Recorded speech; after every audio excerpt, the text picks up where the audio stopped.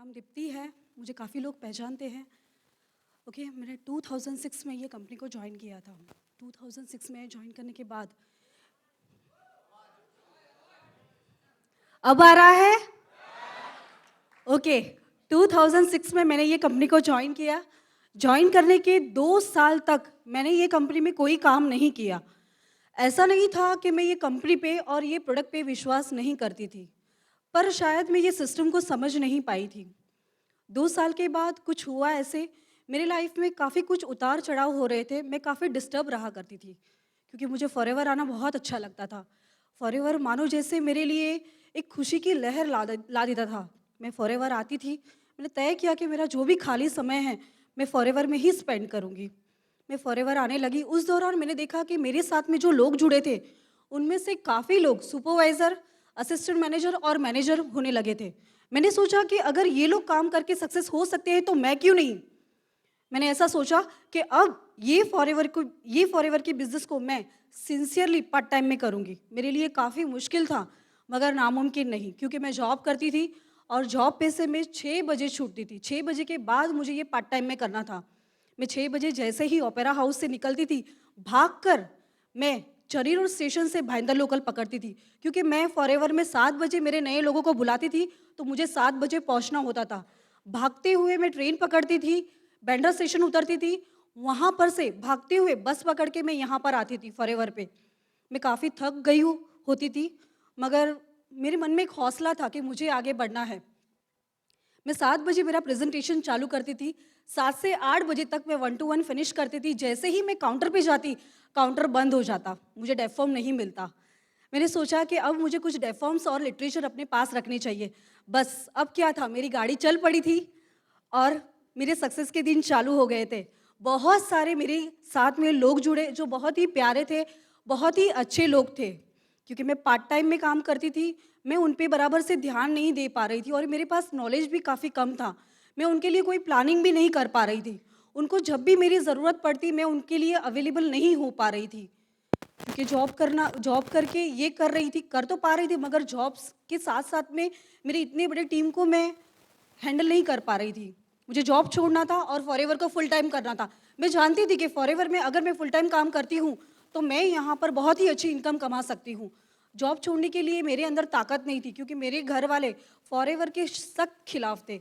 वो चाहते थे कि मैं फॉरएवर ना करूँ, मगर मेरे लिए तो जीने मरने का सवाल था, मुझे फॉरएवर ही करना था। कुछ हुआ ऐसे कि रिसेशन आया और मानो वो रिसेशन मेरे लिए ही आया। मेरी कंपनी में से लोगों को निकाले जाने लगे। अब लोग कौन से लोगों को निकालते थे, जो बहुत पुराने थे और जिनकी ज़्यादा से ज़्यादा सैलरी हुआ करती थी। ओके, बहुत सारे लोगों को निकाला, अब मेरा टर्न था। मैंने सोचा कि वो मुझे निकालते हैं, उनके पहले मैं ही उनको बोल दूं कि मुझे आपका जॉब नहीं करना है, क्योंकि ये मौका तो मेरे लिए था। ये जो रिसेशन आया था, शायद भगवान ने ये मौका मुझे दिया था। मैंने उनको बोल दिया मुझे आपका जॉब नहीं करना है और ऑल द वे मैंने फॉरएवर को फुल टाइम शुरू कर दिया। दोस्तों, थैंक यू। दोस्तों, फॉरएवर को फुल टाइम शुरू किया।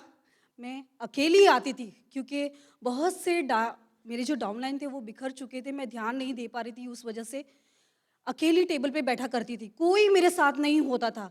बहुत से लोग बोलते हैं मेरे डाउनलाइन नहीं आते तो मैं क्यों आऊँ।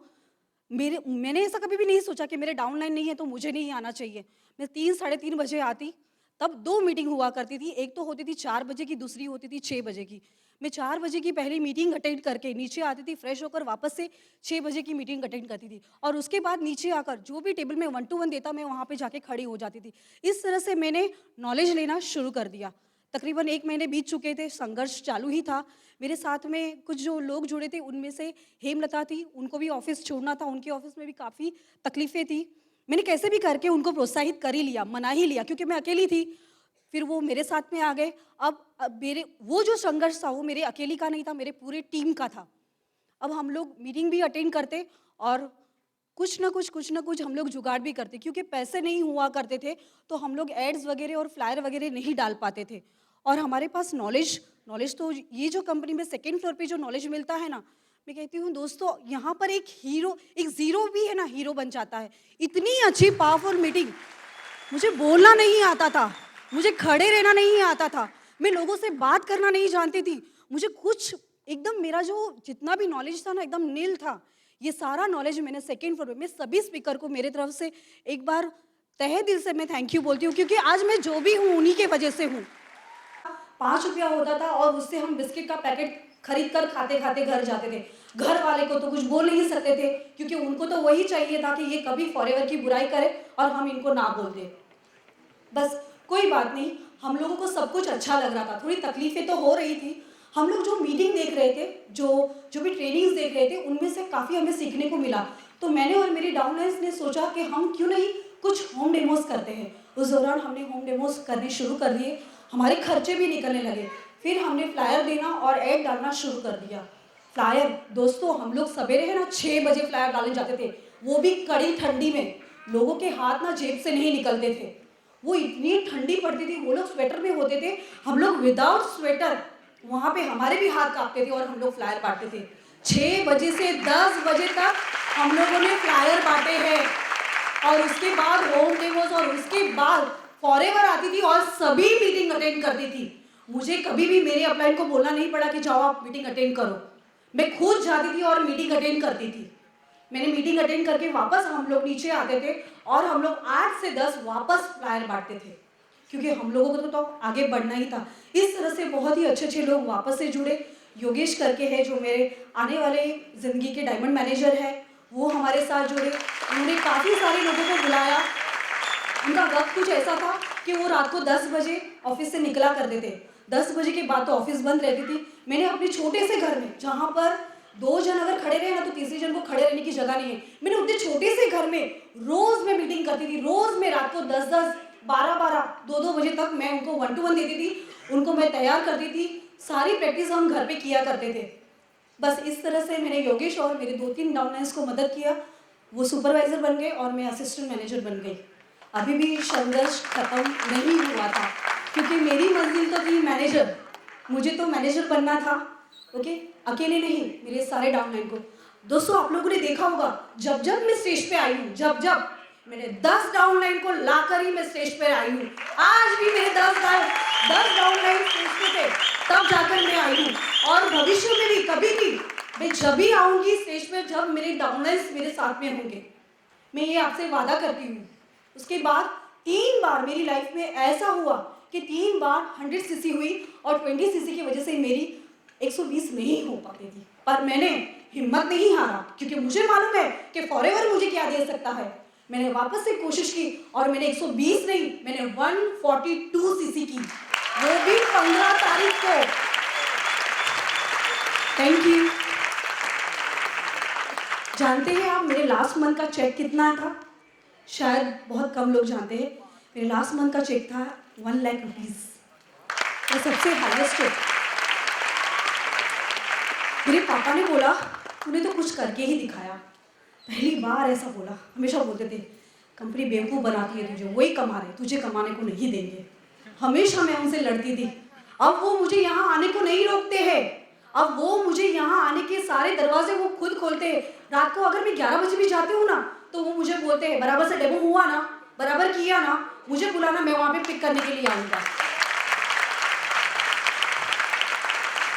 जनवरी में 2012 में मैं मैनेजर बनी, तब से लेकर आज तक मैंने 50,000 के ऊपर ही लिया है।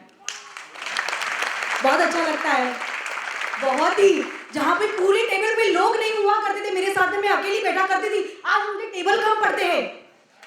मैं राम मिलन जी से बोलती हूँ मुझे और एक टेबल दो और चेयर्स दो।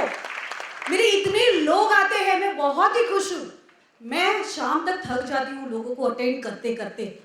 अब ऐसे दिन हैं, अब इतने पैसे हैं कि मैं अच्छे से अच्छी होटल में खाना खाती हूँ, अच्छी से अच्छी शॉपिंग मॉल में जाकर कपड़े खरीदती हूँ, मुझे जो चाहे वो मैं खरीदती हूँ।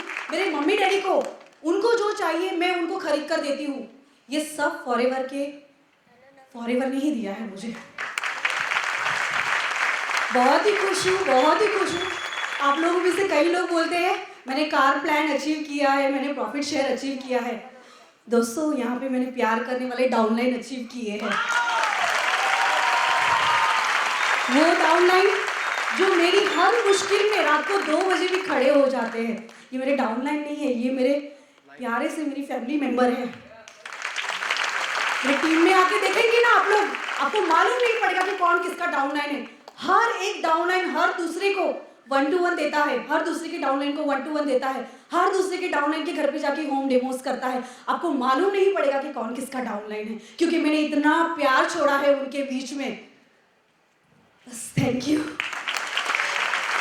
वेरी मच, मुझे ये मंच पे आने का मौका मिला। Thank you very much Manoj sir, thank you very much. Sukita madam, Smita madam और शर्मिला जी को थैंक यू वेरी मच।